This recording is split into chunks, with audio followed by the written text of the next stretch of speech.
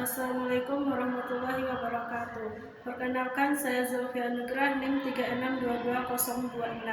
Baiklah, saya di sini akan menjelaskan materi tentang mekanisme ekonomi Islam. Pasar pada masa Rasulullah. Pasar berperan sangat penting dalam perekonomian masyarakat Muslim pada masa Rasulullah SAW dan Khulafaur Rasyidin. Bahkan Rasulullah SAW sendiri pada awalnya adalah seorang pebisnis. Demikian pula dengan Khulafaur Rasyidin dan kebanyakan sahabat. Pada usia 7 tahun, Muhammad telah diajak oleh pamannya Abu Talib melakukan perjalanan perdagangan ke negeri Syam. Dari sinilah ilmu perniagaan beliau diasah. Muhammad adalah seorang pedagang profesional dan selalu menjunjung tinggi kejujuran.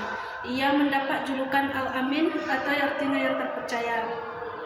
Setelah menjadi Rasul, Muhammad memang tidak lagi menjadi pelaku bisnis secara aktif karena situasi dan kondisinya yang tidak memungkinkan.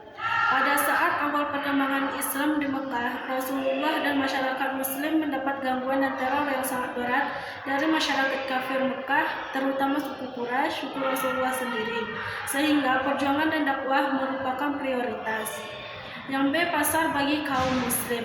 Sistem ekonomi syariah yang menekankan konsep manfaat yang lebih luas pada kegiatan ekonomi, termasuk di dalamnya mekanisme pasar, dan pada setiap kegiatan ekonomi itu mengacu kepada konsep maslahah dan menjunjung tinggi asas-asas keadilan. Selain itu pula menekankan bahwa pelakunya selalu menjunjung tinggi etika dan norma hukum dalam kegiatan ekonomi. Realisasi dari konsep syariah itu memiliki 3 ciri yang mendasar, yaitu prinsip keadilan, menghindari kegiatan yang dilarang, dan memperhatikan aspek kemanfaatan. Yang C, kekuatan pasar menurut ekonomi Islam. Yang pertama permintaan dan yang kedua penawaran. D, keseimbangan pasar. Keseimbangan pasar atau equilibrium menggambarkan situasi di mana semua kegiatan yang ada dalam pasar, permintaan dan penawaran berada dalam keadaan yang seimbang. Tingkat harga tertentu tersebut dikenal sebagai harga keseimbangan, sedangkan kuantitas permintaan dan kuantitas penawaran yang sesuai dengan harga tersebut disebut kuantitas keseimbangan. Baik, yang E, konsep harga dan solusi terhadap ketidaksempurnaan bekerjanya pasar.